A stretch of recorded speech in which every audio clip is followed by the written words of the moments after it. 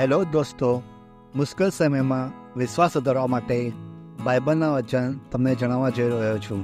સુભાષિતો 3 અધ્યાય કડી 5-6. પૂરા દિલથી પ્રભુ ઉપર ભરોસો રાખ અને તારી પોતાની અક્કલ ઉપર આધાર ન રાખ. તારા બધા કાર્યો ઈશ્વરની માથે રાખીને કર, તો તે તને સફળતા આપશે. સ્રોત સંહિતા 34 અધ્યાય કડી 17-18. સાચા લોકો પ્રભુજીને કરે છે પુકાર, સુણી સર્વ સંકટોથી કાઢે એમને બહાર.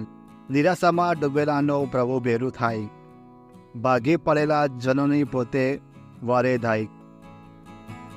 અનુસંહિતા 31 અધ્યાય કડી 6. બળવાન થજો, બહાદુર બનજો, તેમનાથી ગભરાશો કે બીશો નહીં, કારણ તમારો ઈશ્વર પ્રભુ પોતે તમારી સાથે આવે છે. તે તમને છે નહીં દે કે રૂડા નહીં મૂકે. યોહાન 14 અધ્યાય કડી 26-27. પણ તમારો બેલી એટલે કે પવિત્ર આત્મા, જેને મારો પિતા મારે નામે મોકલનાર છે, તે તને બધું સમજાવશે અને મેં તમને જે કંઈ કહ્યું છે તે બધાની યાદ આપશે. હું તમારે સારું શાંતિ મૂકતો જાઉં છું, મારી પોતાની શાંતિ તમને આપતો જાઉં છું. હું જે શાંતિ આપું છું તે સંસાર આપે છે તેવી નથી. તમારા અંતરને અસ્વસ્થ થવા દેશો નહીં, તેમ હિંમત પણ હારશો નહીં. 2 કોરિન્થ 12 અધ્યાય કડી 9-10. પણ તેમણે મને કહ્યું, મારી કૃપા પૂરતી છે, દુર્બળતા હોય છે ત્યાં જ મારી શક્તિ પૂર્ણપણે પ્રગટ થાય છે.